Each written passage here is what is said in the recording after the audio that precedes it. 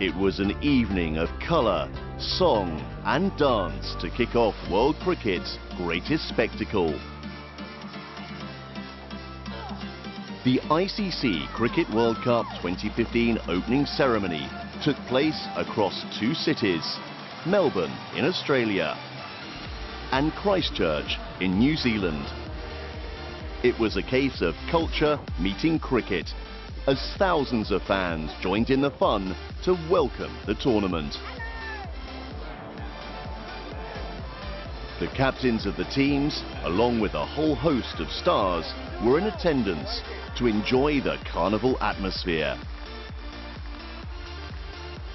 From backyard cricket matches for kids to performances by artists from countries taking part in the tournament, to this giant puppet of a batsman. The glitz and glamour were there for all to see.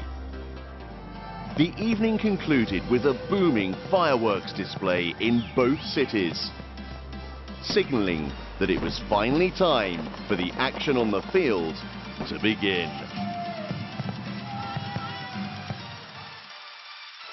And so to the first game of the ICC Cricket World Cup 2015. The Hagley Oval in Christchurch was the venue as hosts New Zealand took on Sri Lanka in the tournament opener. Well, McCallum makes a statement, a first ball statement, the first boundary, and New Zealand get the 6 after the first over. After losing the toss and being put into bat, the Black Caps wasted no time in going after the Lankan attack. Skipper Brendan McCullum, Kane Williamson and Corey Anderson all hit half-centuries as the Kiwis posted a strong total of 331 for 6.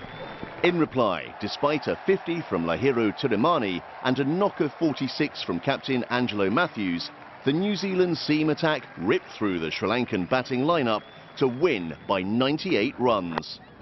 That could be it. That is it. So Harath just spoons one out to Adam Milne at point. He gratefully accepts the catch, and New Zealand will gratefully accept the points in game 1. To Melbourne next, as two familiar foes locked horns at the MCG.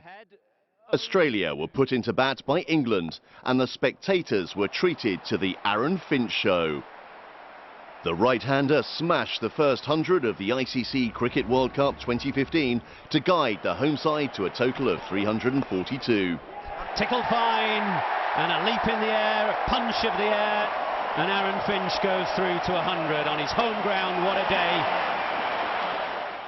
England never really got going in their run chase. Mitchell Marsh was the pick of the Aussie bowlers with figures of 5 for 33. Oh, good catch!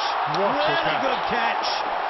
That's gone like a rocket. That's 5 wickets for Mitchell Marsh. Despite a fighting 98 from James Taylor, the hosts blew England away by 111 runs.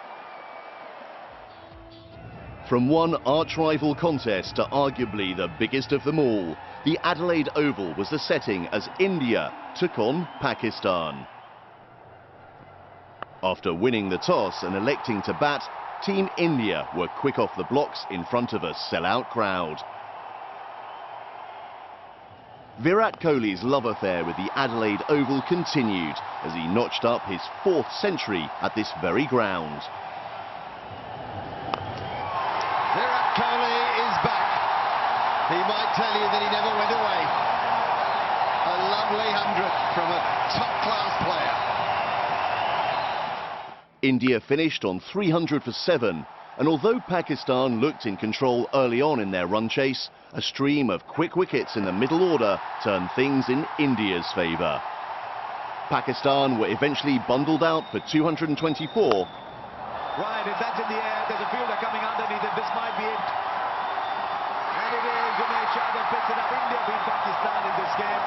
India winning by 76 runs and maintaining their unbeaten record versus Pakistan in World Cup matches. We head to Nelson next as the West Indies took on Ireland. Batting first, the Windies got off to a very shaky start, losing quick wickets. Another appeal, big appeal. What's he doing? Giving him! No reviews left. Dockrell again, he's got 3 for hitting across the line. The repair job came in the form of Darren Sammy and Lendl Simmons, who put on over 100 runs for the 6th wicket.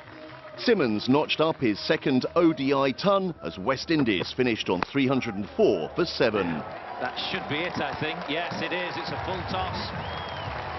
And well played, Lendl Simmons. In response, Ireland showed they're more than capable of taking on the big boys. Half-centuries from Paul Stirling, Ed Joyce and Niall O'Brien propelled Ireland to victory with more than 4 overs to spare. That's over the top and that's it. It's another famous day in Irish cricketing history. A top edge from Mooney over the top of the keeper's head, trickles to the fence, and Ireland have done it again.